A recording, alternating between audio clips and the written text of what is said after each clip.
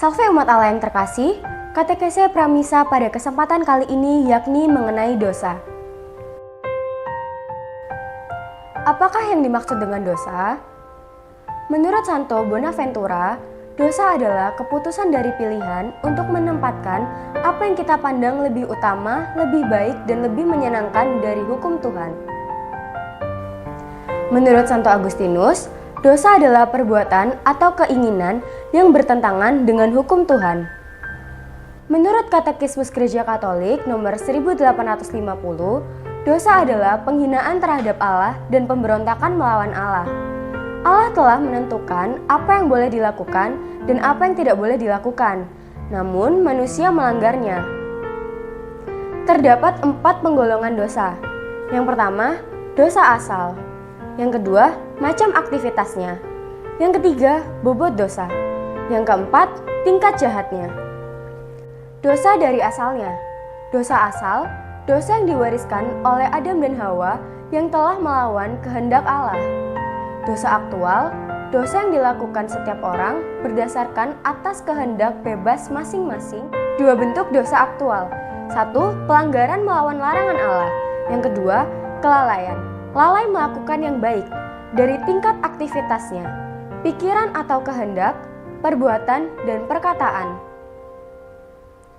Dari tingkat jahatnya, kelemahan, kejahatan, ketidaktahuan, misalnya pornografi, awalnya tidak tahu, kemudian karena kelemahan, menikmati terus, dan akhirnya menyebarluaskan dan merusak orang lain.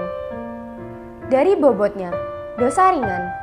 Dosa ringan adalah pelanggaran hukum Allah yang tidak meniadakan kasih Allah tetapi hanya melukainya sehingga menghambat pertumbuhan jiwa seseorang untuk melakukan kebaikan dan kebajikan. Dosa ini tidak mendatangkan maut atau kematian kekal di neraka. Dosa berat. Dosa berat adalah pelanggaran terhadap perintah Allah dengan memenuhi 3 kriteria sebagai berikut. Yang pertama, materi perbuatannya adalah hal-hal yang berat. Yang kedua, dilakukan dengan kesadaran penuh, yakni tahu bahwa hal itu adalah dosa, tetapi tetap dilakukan. Yang ketiga, dilakukan dengan persetujuan penuh atau tanpa paksaan dan ancaman dari pihak lain. Apa akibat dari dosa berat? Dosa berat membuat rahmat pengudusan dalam diri manusia menjadi hilang. Dan jika tidak segera diperbaiki, maka akan mendatangkan hukuman kekal di neraka. Oleh sebab itu, kita harus segera menerima sakramen tobat untuk memulihkan kembali rahmat pengudusan ini dalam diri kita.